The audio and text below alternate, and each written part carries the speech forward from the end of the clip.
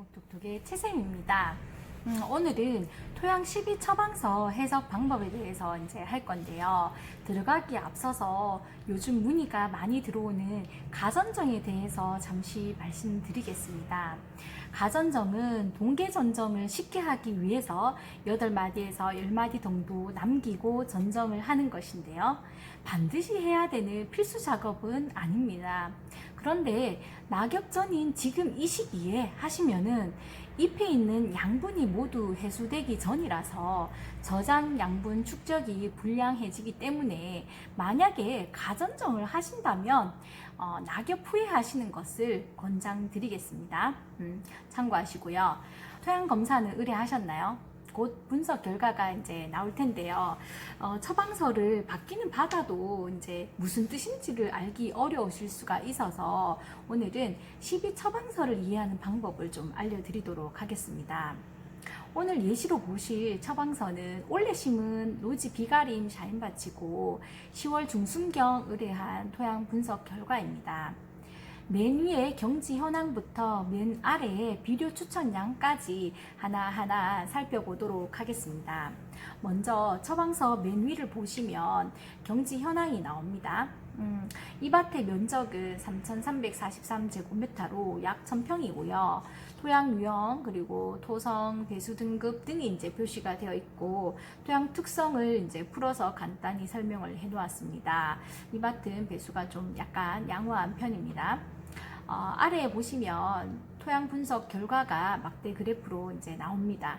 분석 내용은 어떤 농업기술센터에서도 이제 동일한데요. 산도, 유기물, 유효인산, 칼륨, 그리고 칼슘, 마그네슘, 전기전도도 등 7가지이고 이 성분들이 많고 적음, 적정치를 나타내고 있습니다. 그럼 지금부터 하나하나 산도부터 체크해 보도록 하겠습니다. 그럼 토양 검사에 있어서 가장 중요하게 봐야 할 것이 이 산도인데요. 처방서에서는 산도의 적정 범위가 지금 6에서 6.5로 나오는데 샤인머스켓의 경우는 6.5에서 이제 7.5 정도가 적정한 것으로 지금 보고 있습니다. 참고하시고요.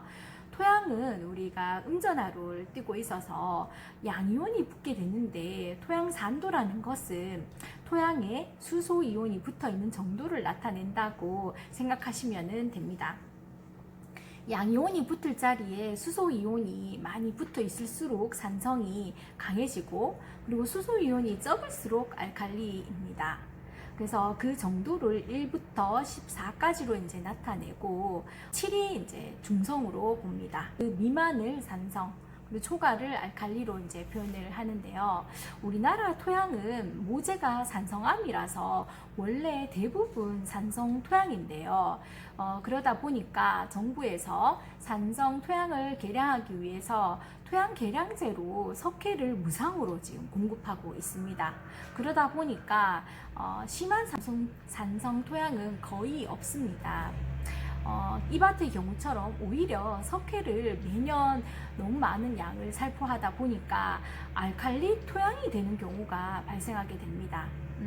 이 밭 산도는 8.4로 알칼리 토양인데요. 이런 경우에 수소이온보다는 다른 양이온들이 많이 붙어 있다는 뜻으로 볼 수 있는데 알칼리 토양일수록 염류가 집적되어 있는 경우가 많습니다. 그러면은 산도가 왜 그렇게 중요한지 그리고 산도가 낮거나 너무 높으면은 무슨 문제가 있는지 알아야겠는데요. 왜 중요한가 하면은 토양 산도에 따라서 비료의 이제 가용성이 달라지기 때문입니다.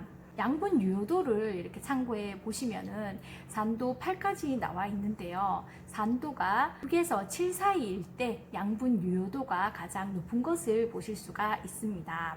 이 밭은 이제 8보다도 높은 8.4입니다만 8로 참고하시면은 몰리브덴을 제외한 질소나 카리, 마그네슘, 유황, 그리고 구리, 붕소 등의 유효도가 많이 떨어지는 것을 보실 수가 있습니다. 있어도 이용을 잘 못해서 결핍이 일어날 수가 있습니다. 더욱이 인산의 경우는 칼슘과 결합하여서 인산의 고정이 심하게 일어나서 인산을 작물이 이용할 수가 없는 상황이 돼버립니다. 그리고 또한 산성이 강할 때에는 주요 성분들의 흡수도 이제 감소하고, 그리고 알루미늄, 아연, 망간, 철 등 중금속의 흡수도가 이제 증가하는 그런 문제가 발생하게 됩니다.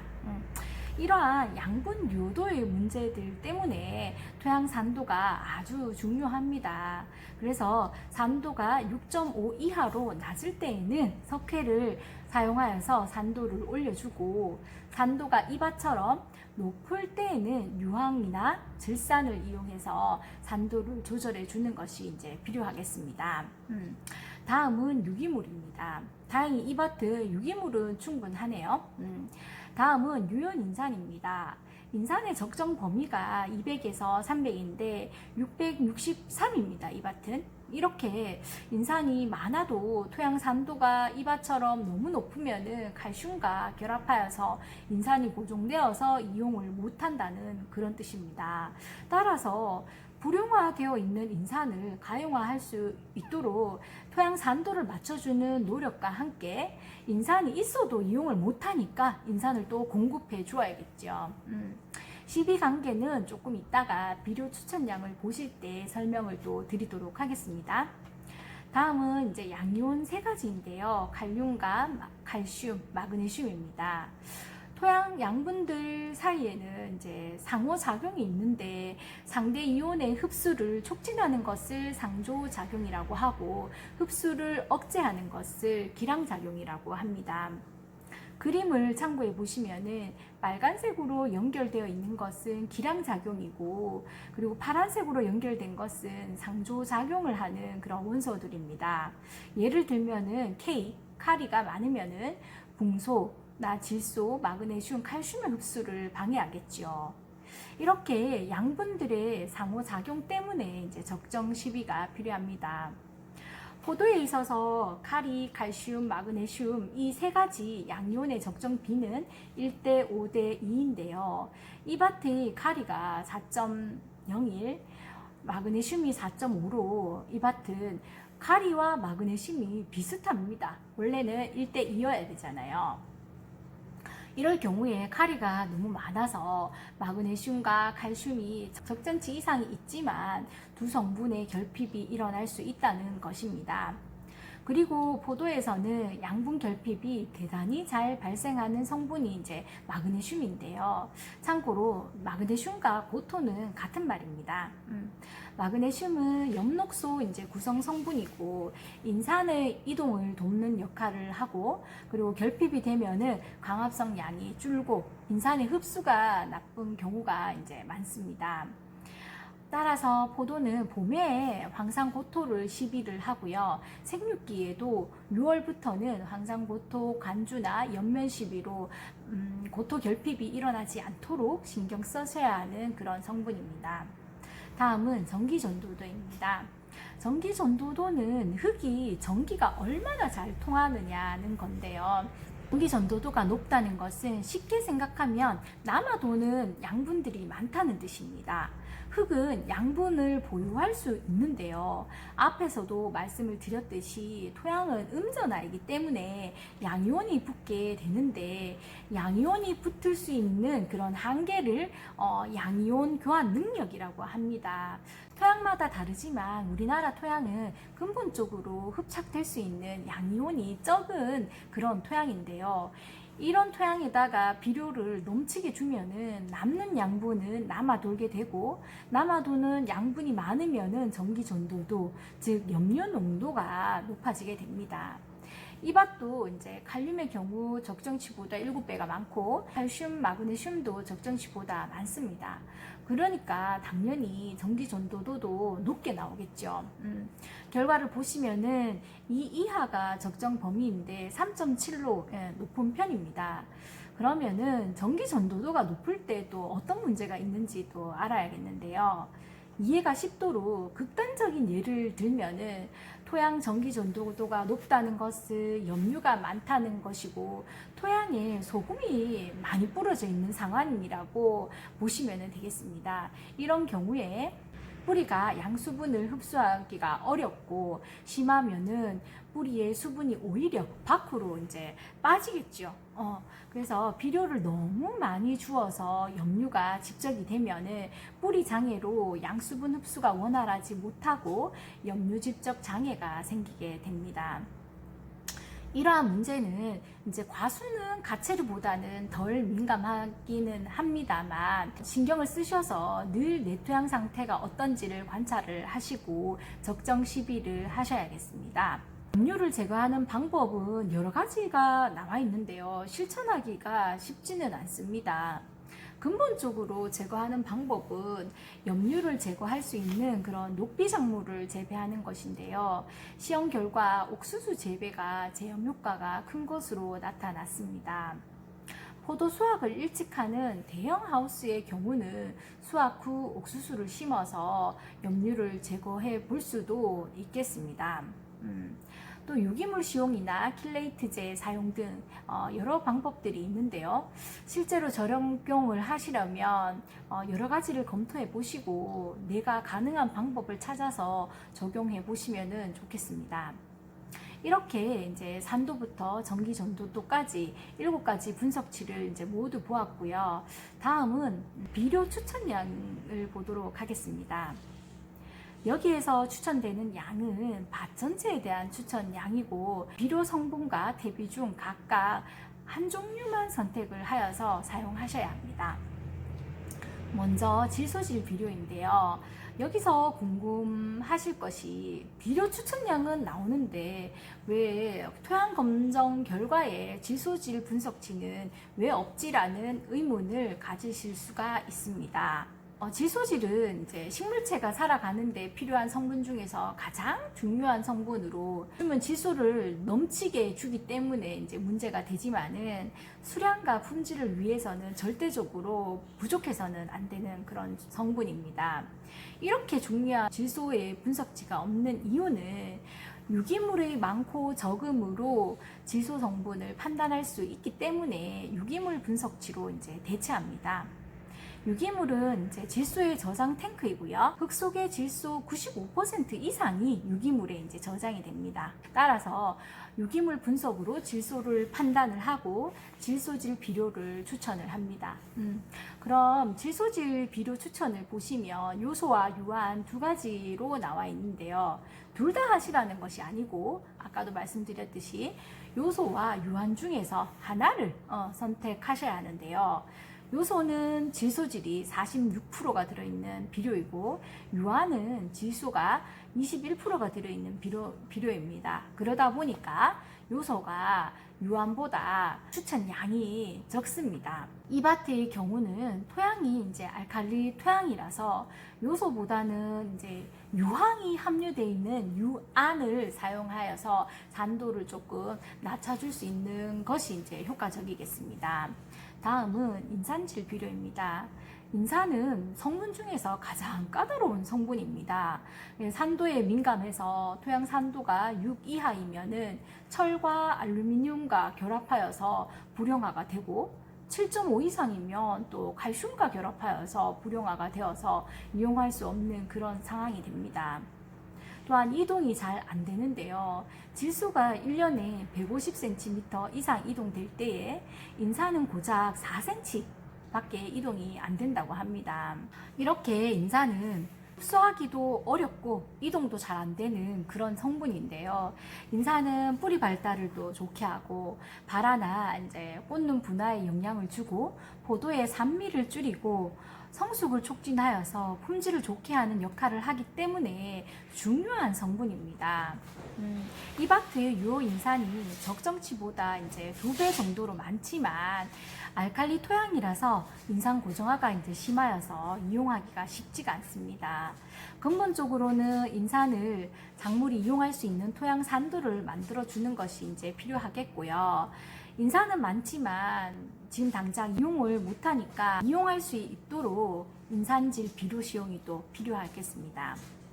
인산질 비료도 용송인비와 용가린 2가지가 이제 추천되어 있는데요.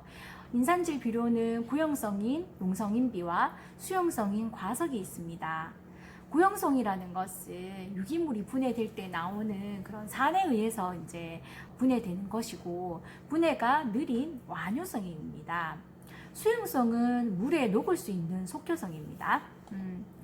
그리고 용성인비는 이제 구용성이고 알칼리 성분이 40% 정도가 함유되어 있어서 pH가 낮은 토양에 이제 적합하겠고, 용가리는 구용성인 용성인비와 수용성인 과석이 혼합된 비료이기 때문에 이밥과 같이 인산질이 불용화된 토양에서 인산을 조금이나마 이용할 수 있는 방법이 되겠고요. 용가리는 유황이 함유되어 있어서 또 알칼리성 토양인 경우에 사용하는 것이 유리하겠습니다. 따라서 이 밭은 용성인비가 아니라 용가린을 사용해야 되겠습니다. 다음은 칼리질 비료인데요. 칼륨, 카리 같은 말입니다. 카리는 탄수화물의 합성, 이동, 축적에 이제 쓰이게 되고, 단백질의 합성, 그리고 증산작용을 조절하고 뿌리나 줄기를 강하게 해서 병해의 저항성을 높이는 그런 역할을 합니다. 최근에는 카리질 비료 사용이 이제 증가해서 결핍 증상은 잘 없지만은 오히려 과잉으로 인한 마그네슘 결핍을 일으키는 경우가 많습니다. 칼리질 비료도 염화칼리, 황산칼리 두 가지 비료가 이제 추천이 되어 있지만 이것도 두 개 중 하나를 선택하셔서 시비하셔야 합니다. 그래서 두 가지 비료를 비교를 해보면 염화칼리는 자연에서 채취하고 정제하여서 염화나트륨을 제거한 그런 비료이고요. 황산가리는 염화가리를 황산과 반응을 시킨 그런 비료입니다. 염화가리는 가리가 60%가 들어있고 황산가리는 50%가 들어있는데, 황산가리는 가리분이 염화가리보다 10%가 적지만 황산이 함유되어 있어서 단백질 합성에 도움을 주어서 뿌리 생육에 더 효과적이고 향이나 당도, 착색에도 도움을 주어서 이제 품질 향상에 효과적이기 때문에 과채류나 과수 그리고 양념채소 등 대부분의 원예 작물에 염화가리보다 황산가리를 사용하는 것이 유리합니다. 그리고 황산가리는 불용화된 인을 가용화시키는 데에도 도움을 줍니다. 그리고 황산가리는 이제 산성 비료로 이밥과 같이 알칼리 토양에 사용하시면은 산도를 좀 낮춰줄 수 있는 효과도 있을 수 있겠습니다. 염화가리는 염류가 집적이 되는 문제가 있어서 하우스 토양에는 적합하지가 않겠고, 그리고 산성 토양이라서 또 황산가리 사용이 이제 불리할 경우에는 여기에는 나와 있지 않지만 질산 가리를 사용해 보시는 것도 좋겠습니다. 그리고 포도는 또 생육기에는 또 인산가리를 수종 후 한 2달 정도 후에 옆면살포를 해서 또 가리 비료를 사용을 하죠. 다음은 이제 퇴비입니다. 종류는 우분, 돈분, 개분, 혼합퇴비로 4종류인데 이 중 한 가지를 선택하여서 사용하시면 됩니다. 보통 포도퇴비는 우분, 돈분, 개분이 혼합되어 있는 그런 혼합퇴비이죠. 우분과 돈분, 개분을 비교를 해보면 우분일 경우에 이제 살포량이 이제 가장 많고요. 다음 돈분, 개분 순인데요. 그 이유는 셋 중에서 닭은 가장 짧은 기간 동안 키워서 나가기 때문에 단백질 함량이 높은 사료를 이제 사용을 하는데요. 그렇다 보니까는 분뇨도 양분이 많게 됩니다. 그리고 다음이 돼지, 다음이 사육기간이 가장 긴 이제 소 순서로 이제 먹는 사료의 성분 때문에 분뇨의 성분량도 달라지는 것입니다. 그래서 이제 질소를 비롯한 양분이 개분, 돈분, 우분 순으로 많다는 것을 이해하시면 되겠고, 같은 종류의 퇴비라도 이제 집집마다 먹는 것이 이제 차이가 나니까 성분량은 달라질 수가 있습니다. 그리고 다음은 석회고토입니다만 이 밭은 알칼리 토양이기 때문에 추천량은 없습니다. 여기까지 토양 비료 사용 처방서를 해석하는 방법을 하나씩 살펴보았는데요. 토양과 비료는 정말 어려운 부분인데 간략하게 나름 알기 쉽게 말씀드린다고 노력했는데 도움이 되셨으면 좋겠습니다. 오늘도 끝까지 함께 해주셔서 감사합니다. 오늘도 최쌤이었습니다.